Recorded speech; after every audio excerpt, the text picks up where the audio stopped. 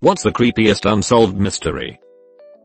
Okay, so maybe creepy to me at least. When I was 5, my dad didn't come to pick me up at the weekend as usual. My parents had been divorced for a few years, but we are on relatively good terms and co-parenting by all accounts. The next day my mom took me round, because I was upset, and she was pissed off. No answer at the door, but his car and work van were on the drive. She still had a key to the house, so let us in, to find everything in place. His wallet and keys on the kitchen table, dog in his bed. She fed the dog, and went back home. After a couple of days still no contact, so she went back round. Everything was just as she found it last time. All belongings and clothes there. His bags and suitcase still in the cupboard. Just a hungry dog. She took the dog back with her, and spoke to his side of the family. No one had heard from him for about a week, but nothing out of the ordinary. A mutual friend at his work said he hadn't been in for a week either, and their boss was furious. She called the police, and reported him missing. They found no clues. His wallet, keys, and cars all at the house. His passport was in the drawer. His "petty cash stash" of about £500 was where it was always kept. No signs of struggle. No signs of his bank accounts hadn't been touched for a week, and no out of the ordinary or large transactions or withdrawals over the previous months. Long story short, they found nothing, and eventually shelved the case, and 23 years later still no contact with any friends or family. His parents and brother have all since passed away, never knowing what happened. I'm really sorry. I hope someday you'll find out what happened. The body in boiler stack 9. Basically, some maintenance workers found a well-cooked body in the stack of a boiler in the steam plant at a paper mill. Nobody knows who it was, but there are signs that he died very slowly. He was found with his clothes off, and wrapped around his feet and hands, as if to protect himself from the searing hot metal. The theory is that he was exploring during the weekend, when the boiler was off, got stuck, and was unable to alert anyone, before they started the boilers back up the following week. The body had been in there for months by the time he was found. I read about this just last month, and the thought of how long and slow your death would be as your skin slowly starts to peel, and knowing there's no way out, and your screams for help go unheard, terrifies me. Couple of deep breaths to scream for help. Now you've got seared lunges, and can't scream anymore. The disappearance of Brian Schaffer. In 2006, an Ohio State student went into a bar, and never came out. He was out with 2 friends one night, and they went to a bar. This bar had a front main entrance and a back entrance for staff/entertainment, both of which had cameras on them. Brian is seen on camera entering the bar, and then later stepping out of the bar, to talk to a couple girls, before going back in. Minutes before the bar closed, and they were preparing to leave, Brian told his friends he was going to go talk to the band. Brian walked away out of sight, and his friends waited for him, but he was never seen again. This was not a large bar, and the band doesn't remember talking to him, and the cameras never caught him exiting the bar. No one knows what happened to Brian after he walked away from his friends, or how, or if he left the bar. This is all from memory, but I really suggest looking more into this one, because there are a lot more details that make it even more baffling. There are many things that could both point to and away from Brian disappearing intentionally. It's such a wild case. One of the things I remember that I thought was really interesting was that an FBI agent who was specialized in facial recognition spent a long time analyzing the security footage and watched every person who came out of the bar. He never identified Brian leaving, but years later, after he had stopped working on it, he was at an Ohio State football game and saw someone across the crowd that he couldn't help but think looked very much like Brian. It was so similar to Brian that the guy had to go and talk to him. It turns out it was Brian's brother. That's how good this guy was. There was a story similar to this over a decade ago, I think in Canada. His mummified body was found inside the wall of the establishment almost a year later. The Beaumont children deserves a mention. 3 kids in Adelaide, South Australia, who went down to the beach in 1966 and never came back. They were seen talking to a man and then walking around the suburb, but that's it. Never came home. Never found. Nobody ever arrested. Police still following tips and digging for bodies more than 50 years later. Kids were like 9, 7 and 4. All 3 just vanished. Parents refused to move from the house for a very long time, in case they ever came home. Does my head in? Parents refused to move from the house for a very long time, in case they ever came home. Oh god. That is heartbreaking. Antoinette Kayadito's kidnapping. She let her kidnapper in after he said that he was Uncle Joe, where they threw her into a van. The creepy part is a year later, Someone called 911 claiming to be her, and someone shouts in the background who said you could use the phone, and a struggle is heard before the call cuts off, and Thanette's mom said that she was sure it was her daughter's voice. Then 4 years later, a girl matching Thanette's description was acting strange in a diner, and left a note on a napkin that said please help, call police, she's still missing, and she went missing in 1986. There's a strong belief amongst the local / true crime fans that the mother set her daughter up to be taken.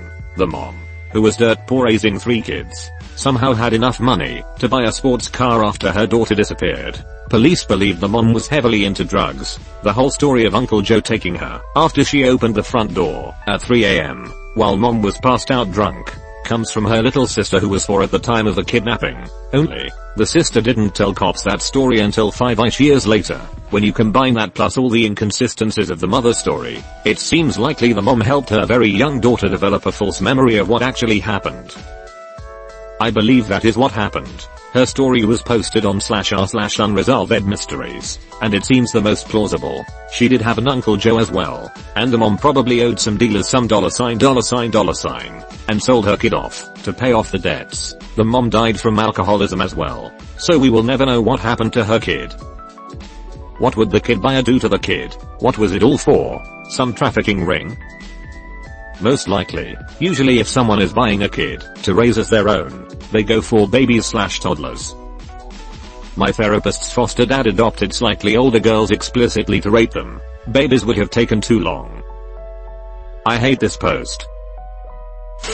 The Bodom Lake murders. In 1960 in Finland, a group of 4 teenagers went camping near of Lake Bodom. 2 girls both aged 15 and 2 guys both aged 18. At night 3 of them were killed, and the only one of the boys survived. Their bodies and the horribly injured boy were found a few hours before noon. The badly injured boy was laying on top of the bloody tent. If you search for pictures of the tent, you can see that it's completely drenched in blood. The boy was not fully conscious, and had several fractures in his skull. He survived and is still alive today with no memory of what happened. The police tried everything to find out what happened. Later in 2005 the survivor was accused of being the murderer. I however do not believe this to be true. Some of the team's possessions were taken, wallets, shoes etc.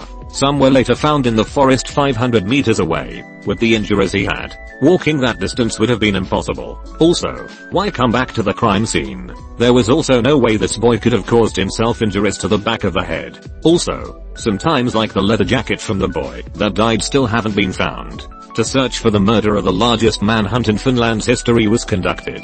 88 searched criminals were found in the forests of Espoo as a result, but not the murderer. There were multiple sightings of a light-haired man walking nearby the crime scene before and after the crime. He was never found. I don't know what is more creepy, the murders themselves, or the fact that they found 88 criminals in the forests. Did they have fingerprints or something from the crime scene that allowed them to rule out all 88 of these criminals? Asher degree. 10-year-old girl got up in the middle of the night, packed her backpack and left home. A year later her backpack was found buried inside a duct tape bag, 30 miles away in a construction site. She was seen multiple times walking alongside of a road during the stormy night. Seems like a pretty straightforward abduction case unfortunately. Sounds like she was an easy target and there are a lot of pedophiles out there. She either was abducted by someone driving on the highway or was groomed by someone close. A Chinese girl was found in thousands of pieces in multiple bags on the street in 1996. The killer is still not found. Link in description. My god, this is horrific. Don't Google it if you have a weak heart. Disappearance of the Sodder children. Christmas Eve, 1945. The Sodder family home in Fayetteville, West Virginia burned to the ground. There's the father, George, the mother, Jenny, and 9 children. 4 of the children escaped, but 5 were believed to have died in the fire. Then, during the search of the burned house, none of the children's remains were found. The fire was nowhere near hot enough to burn through bone, but not a trace of them were found. Here's the freaky shit. 2 months before, a visiting salesman told George his house would go up in smoke, and your children are going to be destroyed. The salesman attributed this to George's dirty remarks against Mussolini. George, an Italian immigrant, had been outspoken against Mussolini, which angered some in his Italian-American community. Another visitor later told George that his fuse boxes would cause a fire someday. This was after George just had his electricity rewired and inspected to be safe. In the weeks before Christmas, the older Sodder children noticed a car following them through the main town as they walked home from school. During the night of the fire, Jenny was awoken by a strange phone call after midnight, asking for a name she did not know. At 1 a.m., Jeannie heard a loud banging on the house's roof, but went back to sleep when she did not hear anything further. Half an hour later, she smelled smoke. The fire seemed to start near the fuse box. George, Jenny, and 4 of the children who had been sleeping downstairs escaped the house. They yelled to the children upstairs, but heard no response. The fire had already been engulfing the staircase, so they could not rescue them. George tried to go outside, around the house, to use a ladder to climb the window to the attic and rescue the children. But the ladder was not in its usual place. It would be found 75 feet away in an embankment. Then George tried to drive both his truck to the window, then climb them, but neither truck would start, despite both having worked the previous day. Later, a telephone repairman told the Sodders that the house's phone line had not been burned through in the fire, as they had initially thought, but cut by someone. The driver of a bus that passed through Fayetteville late Christmas Eve said he had seen some people throwing balls of fire at the house. Other witnesses claimed to have seen the children themselves. One woman who had been watching the fire from the road said she had seen some of them peering out of a passing car while the house was burning. Years later, in the 60s, Jeannie found in the mail a letter addressed to her, postmarked in Central City, Kentucky, with no return address. Inside was a picture of a young man around 30 with features strongly resembling Louis, who would have been in his 30s if he had survived. On the back was written, Louis Sodder, I love brother Frankie, ILL boys, A 90,132 or 35. The Sodders never stopped believing their children were alive, and Jeannie wore black in mourning every day for the rest of her life. It gets even weirder. The initial report said the fire burned the kids' corpses entirely, but a person who worked on a crematorium said that, during a cremation, they burned the bones for 2 hours after, to fully cremate them, and the fire's temperature and the time the fire occurred weren't enough for it to happen. The salesman who visited the Sodders' house 2 months before the fire was also part of the coroner's jury that stated about the fire completely burning the kids' corpses, and one of the firemen later retracted himself, saying he found a heart of one of the kids that later was proved to be actually a rock's liver. Oh god, this is like some next level mafia bullshit. For real, my guess is they kidnapped the kids, and then burned the house as a cover. Why they took the kids I'll never know. He must have done a lot more than just badmouthed a mob boss. Well, he badmouthed a fascist dictator with a fanatically loyal following. That'd about do it. Andrew Goston, smart boy who had a perfect attendance record, skips school to go to a train station to buy a one-way ticket to King's Cross in London on his own. As soon as he leaves the station, he seemingly vanishes in an area crawling with CCTV cameras. None of the CCTV cameras in the entirety of London had saved footage of him, as the police waited 2 weeks before asking local businesses if there was any footage of him saved. And there's no evidence of him ever leaving the city. There's theories he was groomed or got snatched off the street, but that's pretty much impossible to do in such a busy area. He had a PSP on him when he disappeared, but Sony confirmed no PSN account had ever been made on his account. He had no access to the internet at home, and didn't even have a mobile phone. Strangely, he left the charger for the PSP at home, suggesting he possibly intended to come back.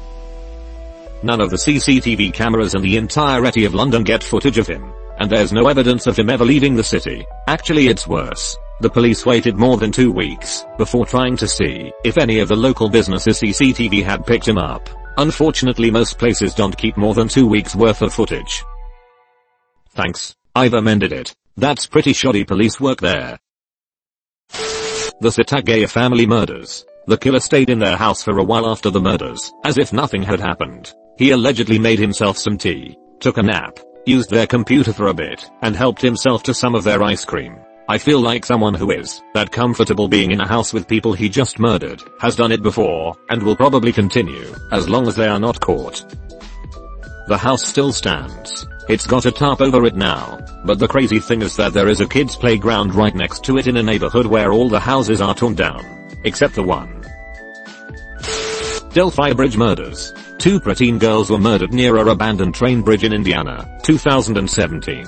One girl got audio and video of the suspect walking toward them. 2 years later, and Len is still taking tips from the public. It's surprising there hasn't been progress. It makes me think it was just a drifter passing through. A creepy one off the top of my head is the harassment of Bill and Dorothy Wacker, an elderly couple from Ohio. Their house had been ransacked a couple of times between 1984 and 1985. Then, in July of 1985, a stranger knocked on their door whilst Dorothy was home alone recovering from heart surgery, asking to use their phone due to his car apparently breaking down. She thought he'd left after making the call, but then was knocked unconscious by a blow to the head. Dorothy woke up bound and gagged on the kitchen floor, but thankfully managed to crawl to an open window to get help from her neighbors, who called the police. Bill then returned home to find his revolver, among a few other things, had been stolen. This was accompanied by the message "cheaper, but will do" scrawled in crayon on one of their walls. 4 months later the revolver turned up on their porch in a bag. The harasser repeatedly phoned the couple, sometimes threatening them, and sometimes just breathing deeply down the phone like a fucking creep. Despite changing their phone number multiple times, they were unable to stop the calls. After this, they installed security lights. The harasser responded with a note saying, "You're a IGHTZRA laugh." They were frequently left other mocking and scary notes. Dorothy was then attacked once more in 1993, a full 8 fucking years after the original attack, this time being sent to the hospital with skull lacerations. The Wackers staked out their own house after this in an attempt to find the person who had been harassing them. However, they didn't find anything. After the stakeout had been called off, they heard banging at the side of their house and found a note simply saying, "Get the message." After this, as far as I can recall, the harassment abruptly stopped. It really freaks me out. What motive would one have to harass a random old couple for years and years? They never got close to finding out who did it, and both Bill and Dorothy died without ever finding out who made their lives hell. Damn, that's some next level harassing. I can imagine some guy looking at his Google Calendar, and it says "Call old couple you've been harassing," and breathe deeply into the receiver. "Sorry, boys, can't make it out bowling tonight. I have these crayons and a thing to do. I'm going out to stalk Dorothy and Bill." Don't start stalking people again. It's so illegal. Amy Bradley. She was on a cruise with her family when she went missing.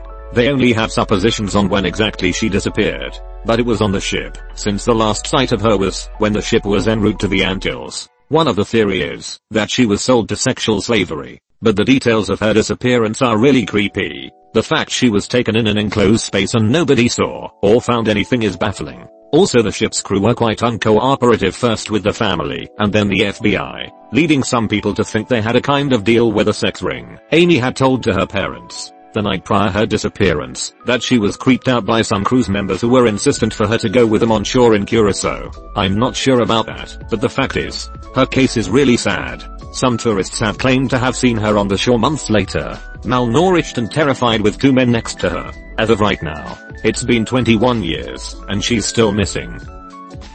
Is this the one who someone who looked like her showed up with a different haircut and tattoos? Her parents received a picture of her, allegedly years after her missing. The girl on the photo really looks like her, and her parents are adamant it's their daughter. That's why they still believe she's still alive. There was 4 serious sightings of her through the years. Not recently though. Zeb Quinn. The guy goes missing. His car is found with a live puppy inside, headlights still on, and a pair of lips drawn on the back window with lipstick.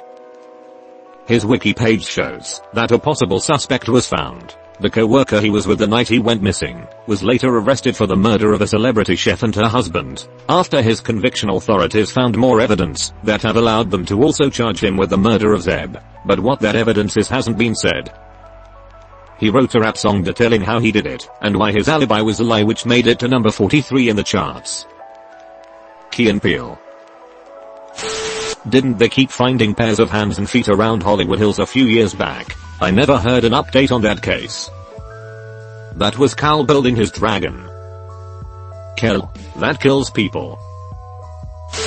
I remember a story, sadly I don't recall any names, but it was / is quite a well-known story, where a German Jew disappeared. So, this guy is on vacation with his friends. One night he gets in a fight with some guys at a club. His friends assumed they were Russian but weren't sure, as they were really drunk.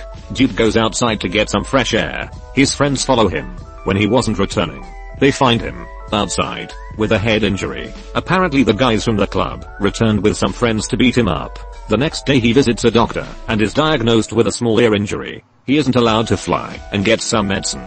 He delays his fly home for a week or so, but not his friends. Now this is where the story gets strange. For the next days this dude sends paranoid messages to his mother and friends, telling them he feels weird, that something is strange, and that he is watched and followed by someone. In one of his last messages, he asked his mother to Google the medicine the doctor gave him. On the day of his departure he was filmed and seen at the airport. He was approached by security, I don't know why, and brought into a room. Security later said he was really nervous and always looking around, as if he was expecting to be followed.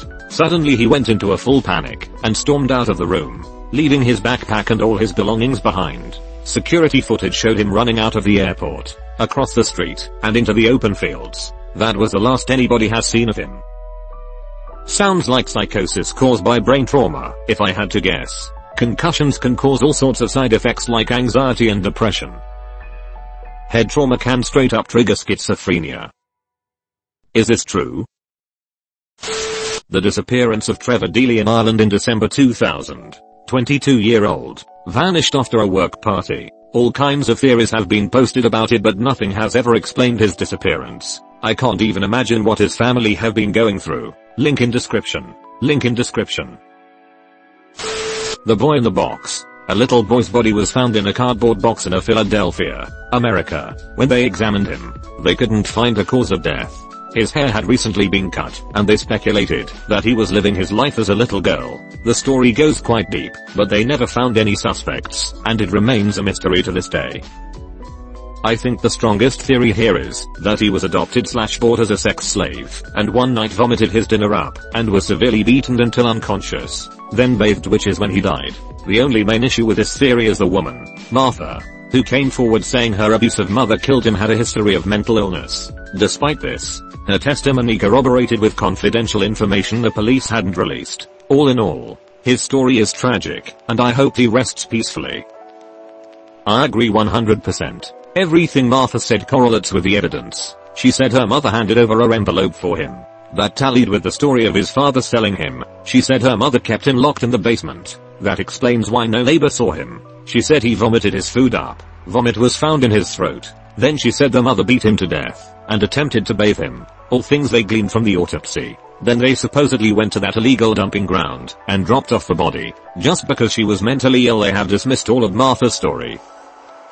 Just because she was mentally ill they have dismissed all of Martha's story. And if her mother really has done what she said, why the fuck wouldn't she be mentally ill? I've posted about this before elsewhere, but the Veliscarax murders has got to be up there for me. Sometime around midnight between Sunday, June 9th, and Monday, June 10th, 1912, a person bludgeoned to death 8 people sleeping, including 2 adults and 6 children aged 5 through 12. The Man from the Train by Bill James and Rachel McCarthy James is about this case. It's a phenomenal work of historical research. Highly recommend.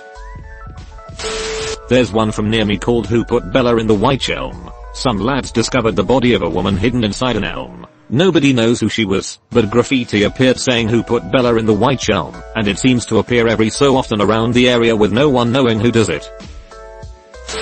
The Maximum Headroom broadcasts. Probably the most harmless of any post here, because it was just a bloke in a mask chatting shit after hijacking Doctor Who. But if I was watching TV late at night, and that thing happened, I wouldn't sleep for weeks. Here's a classic I'm a post from a guy who claims he knows the people who did it. Link in description. The first sentence of the post. Please read. After 4 years, I'm happy to say that the 2 individuals mentioned in the article, J and K, have been formally excluded as suspects.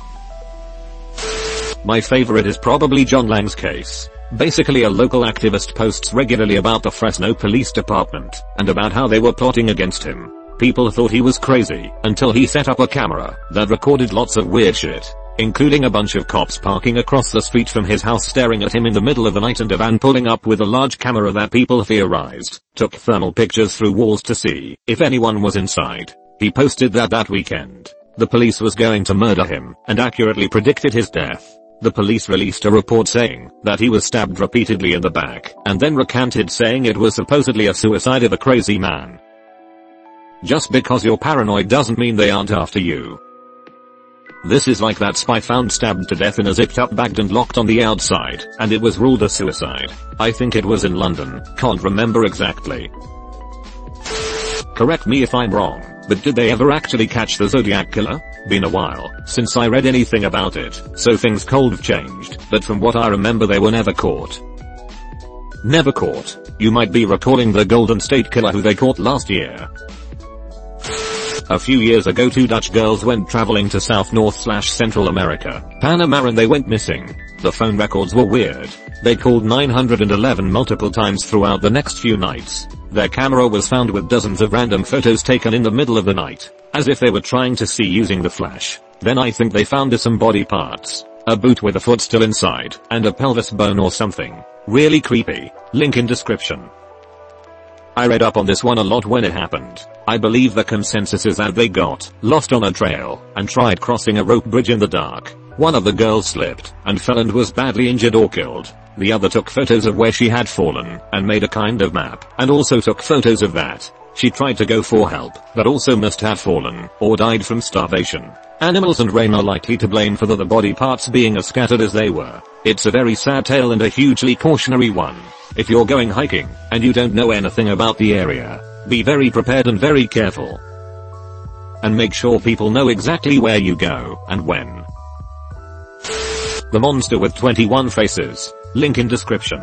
An extortion case from Japan that had deadly consequences for the parties involved. If you like Ghost in the Shell, then this is the case for you. For some reason this always reminds me of Moriarty from Sherlock Holmes. Black Dahlia 10,000%. Cut in half and completely drained of blood. Left somewhere posed for maximum effect. It still gives me the heaves. No matter how you look at it, or what theory you subscribe to, none really 100% fit. And even if you consider it solved by a theory, someone still did this to that poor woman. Literally terrifying. Semicolon.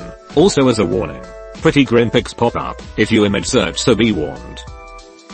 I live down the street from the Black Dahlia house and have been to a few parties there. Very beautiful. Kinda spooky. About 3 years ago I was broken into. They stole essentially all my life savings, which was in precious metals, along with a bunch of other personal belongings. The police never found them. 3 days later, I see my door is broken in again, and thieves came back and put a couple things back, including a gold ounce coin with a note attached that my dad had written to me when I was an infant, telling me he loved me. Less creepy, just strange. Criminals with a conscience. I had my car stolen, and the cops found it 3 days later in a Walmart parking lot with nothing missing, and a full tank of gas. Sounds like somebody needed a car that couldn't be traced back to them. Thanks, Reddit, for helping me figure out how to fake my own death. Get back here and face your crimes, Jeffrey.